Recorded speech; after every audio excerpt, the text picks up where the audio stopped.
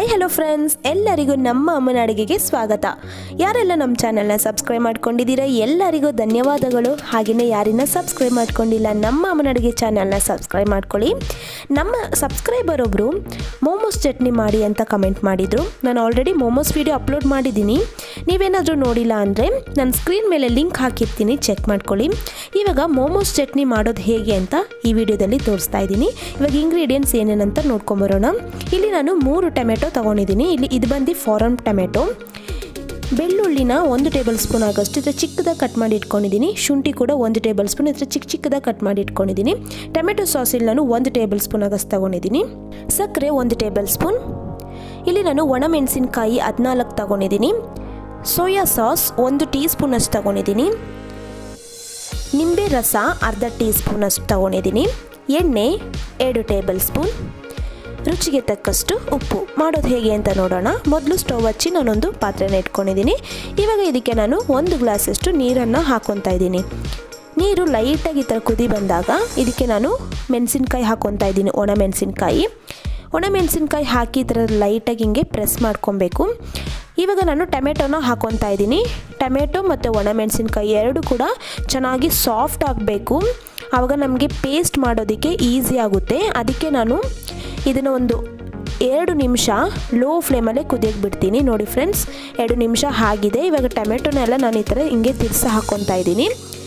ಮತ್ತು ಟೊಮೆಟೊ ಏನಿದೆ ಸಿಪ್ಪೆ ಎಲ್ಲ ಬರುತ್ತಲ್ವ, ಅಲ್ಲಿವರೆಗೂ ನಾವು ಬೇಯಿಸ್ಕೋಬೇಕಾಗುತ್ತೆ. ಇವಾಗ ಇನ್ನೊಂದು ಸೈಡ್ ಹಿಂಗೆ ತಿರ್ಸಿ ಹಾಕ್ಕೊಂಡು ಮತ್ತೆ ನಾನೊಂದು 5 ನಿಮಿಷ ಬಿಡ್ತಾಯಿದ್ದೀನಿ. ನೋಡಿ 5 ನಿಮಿಷ ಆಗಿದೆ. ಸಿಪ್ಪೆ ಎಲ್ಲ ಈಸಿಯಾಗಿ ತೆಗಿಬೋದು ಮತ್ತು ಹಾಗೆ ಸಾಫ್ಟ್ ಆಗಿದೆ. ಇವಾಗ ನಾನು ಈ ಥರ ಸ್ಟ್ರೈನ್ ಮಾಡ್ಕೊತಾ ಇದ್ದೀನಿ. ಈ ಥರ ನೀರೆಲ್ಲ ಈ ಥರ ತೆಗೆದಾದ್ಮೇಲೆ ಇವಾಗ ಇದೆಲ್ಲ ತಣ್ಣಗಾಗಲಿ, ಅಲ್ಲಿವರೆಗೂ ಬಿಡೋಣ. ಇವಾಗ ನಾನೊಂದು ಮಿಕ್ಸಿ ಜಾರ್ ತೊಗೊಂಡಿದ್ದೀನಿ. ಇವಾಗ ಏನಿದೆ ನಾನು ಟೊಮೆಟೊ ಮತ್ತು ಒಣಮೆಣಸಿನ್ಕಾಯಿ ಎಲ್ಲ ತಣ್ಣಗಾಗಿದೆ. ಇವಾಗ ನೋಡಿ ಫ್ರೆಂಡ್ಸ್, ಸಿಪ್ಪೆ ಎಷ್ಟು ಈಸಿಯಾಗಿ ಬರುತ್ತೆ ಅಂತ. ಇವಾಗ ಈ ಥರ ಸಿಪ್ಪೆನೆಲ್ಲ ತೆಗ್ದು ಬರೀ ನಾನು ಟೊಮೆಟೊ ಮಾತ್ರ ಹಾಕ್ಕೊತಾ ಇದ್ದೀನಿ. ಇಲ್ಲಿ ನಾನು ಫಾರಮ್ ಟೊಮೆಟೊ ಯೂಸ್ ಮಾಡಿರೋದು. ನಾಟಿ ಟೊಮೆಟೊ ಅಂದರೆ ಹುಳಿಯಾಗಿರುತ್ತೆ, ಅದಕ್ಕೆ ಫಾರಮೇ ಯೂಸ್ ಮಾಡಬೇಕು. ಇವಾಗ ಒಣಮೆಣಸಿನ್ಕಾಯಿ ಹಾಕ್ಕೊಂಡು ಪೇಸ್ಟ್ ಮಾಡ್ಕೊಂಡು ಬರ್ತೀನಿ. ನೋಡಿ ಫ್ರೆಂಡ್ಸ್, ಏನು ಒಂದು ಚೂರು ನೀರು ಹಾಕಬಾರ್ದು. ನೀರು ಹಾಕ್ತೇರೇ ಪೇಸ್ಟ್ ಮಾಡ್ಕೋಬೇಕು. ನೋಡಿ ಈ ಥರ ಪೇಸ್ಟ್ ಮಾಡಿದ್ರೆ ಸಾಕಾಗುತ್ತೆ. ಇವಾಗ ಸ್ಟವ್ ಹಚ್ಚಿ ನಾನೊಂದು ಪಾತ್ರೆನ ಇಟ್ಕೊಂಡಿದ್ದೀನಿ. ಇವಾಗ ನಾನು ಇದಕ್ಕೆ 2 ಟೇಬಲ್ ಸ್ಪೂನ್ ಆಗೋಷ್ಟು ಎಣ್ಣೆನ ಹಾಕ್ಕೊಂಡಿದ್ದೀನಿ. ಎಣ್ಣೆ ಹಾಕಿದ ಮೇಲೆ ಲೋ ಫ್ಲೇಮಲ್ಲೇ ನಾವು ಇಟ್ಕೋಬೇಕಾಗುತ್ತೆ. ಇವಾಗ ಶುಂಠಿ ಮತ್ತು ಬೆಳ್ಳುಳ್ಳಿ 2 ಕೂಡ ಹಾಕ್ಕೊಂಡು ಲೋ ಫ್ಲೇಮಲ್ಲೇ ಫ್ರೈ ಮಾಡ್ಕೋಬೇಕು. ಹೈ ಫ್ಲೇಮು ಮೀಡಿಯಮ್ ಫ್ಲೇಮ್ ಕೊಡೋಕ್ಕೆ ಹೋಗಬೇಡಿ. ಲೋ ಫ್ಲೇಮಲ್ಲೇ ನಾವು ಈ ಥರ ಒಂದು ಸ್ವಲ್ಪ ಹೊತ್ತು 30 ಸೆಕೆಂಡ್ಸ್ ಫ್ರೈ ಮಾಡ್ಕೊಂಡಿದ್ದಾದಮೇಲೆ ನಾನು ಮೊದಲೇ ಪೇಸ್ಟ್ ಮಾಡಿ ಇಟ್ಕೊಂಡಿದ್ನಲ್ಲ, ಆ ಪೇಸ್ಟನ್ನು ಹಾಕ್ಕೊಂಡಿದ್ದೀನಿ. ಹಾಕ್ಕೊಂಡು ಚೆನ್ನಾಗಿ ನಾವು ಮಿಕ್ಸ್ ಮಾಡಿಕೊಂಡು ಒಂದು ಸ್ವಲ್ಪ ಹೊತ್ತು ಬಿಡಬೇಕಾಗುತ್ತೆ. ಈ ಟೈಮಲ್ಲಿ ನಾನು ಸೋಯಾ ಸಾಸ್ ಹಾಕ್ತಾಯಿದ್ದೀನಿ. ಸೋಯಾ ಸಾಸ್ ಹಾಕೋದ್ರಿಂದ ಕಲರು ಚೇಂಜ್ ಆಗುತ್ತೆ, ಹಾಗೆ ಟೇಸ್ಟು ಚೆನ್ನಾಗಿರುತ್ತೆ.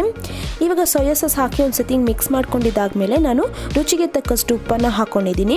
ಉಪ್ಪು ಹಾಕ್ಕೊಂಡು ಒಂದು ಸತಿ ಚೆನ್ನಾಗಿ ಈ ಥರ ಮಿಕ್ಸ್ ಮಾಡ್ಕೋಬೇಕಾಗುತ್ತೆ.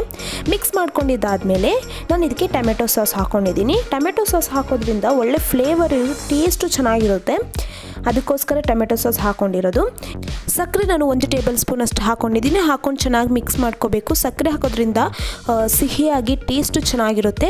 ಇವಾಗ ಒಂದು 5 ನಿಮಿಷ ಲೋ ಫ್ಲೇಮಲ್ಲೇ ಬಿಡ್ತಾ ಇದ್ದೀನಿ. ನೋಡಿ 5 ನಿಮಿಷ ಆಗಿದೆ. ನೋಡಿ ಯಾವ ಥರ ಕುದೀತಾ ಇದೆ ಅಂತ. ಇವಾಗ ಒಂದು ಸತಿ ಮಿಕ್ಸ್ ಮಾಡಿಕೊಂಡು ನಾನು ಲಾಸ್ಟಿಗೆ ನಿಂಬೆ ರಸ ಹಾಕ್ಕೊತಾ ಇದ್ದೀನಿ. ನಿಮ್ಮ ಹತ್ರ ವಿನೆಗರ್ ಇತ್ತು ಅಂದರೆ ಆ ವಿನೆಗರ್ ಕೂಡ ಹಾಕ್ಕೋಬೋದು. ಇವಾಗ ನಿಂಬೆ ರಸ ಹಾಕ್ಕೊಂಡು ಒಂದು ಸತಿ ಮಿಕ್ಸ್ ಮಾಡಿಕೊಂಡ್ರೆ ಮೋಮೋಸ್ ಚಟ್ನಿ ರೆಡಿಯಾಗಿದೆ ಫ್ರೆಂಡ್ಸ್. ಸೂಪರಾಗಿರುತ್ತೆ. ನೋಡಿ ಎಷ್ಟು ಚೆನ್ನಾಗಿ ಬಂದಿದೆ, ಕಲರು ನೋಡಿ ಎಷ್ಟು ಸಖತ್ತಾಗಿದೆ ಅಂತ. ನೀವು ಕೂಡ ಮನೇಲಿ ಒಂದು ಸತಿ ಟ್ರೈ ಮಾಡಿ ಹೇಗೆ ಬಂತು ಅಂತ ನಿಮ್ಮ ಅನಿಸಿಕೆ ಅಭಿಪ್ರಾಯಗಳನ್ನು ಕಮೆಂಟ್ ಮೂಲಕ ತಿಳಿಸಿ ಅಂತ ಹೇಳ್ತಾ, ನಮ್ಮ ಅಮ್ಮನ ಅಡುಗೆ ಚಾನಲ್ನ ಸಬ್ಸ್ಕ್ರೈಬ್ ಮಾಡ್ಕೊಂಡಿಲ್ಲ ಅಂದರೆ ಸಬ್ಸ್ಕ್ರೈಬ್ ಮಾಡ್ಕೊಳ್ಳಿ. ಪಕ್ಕದಲ್ಲಿ ಬರುವ ಬೆಲ್ಲೈಕನ್ನ ಕ್ಲಿಕ್ ಮಾಡೋದು ಮಾತ್ರ ಮರಿಬೇಡಿ. ಈ ವಿಡಿಯೋ ನೋಡಿರುವ ಎಲ್ಲ ವೀಕ್ಷಕರಿಗೂ ಧನ್ಯವಾದಗಳು.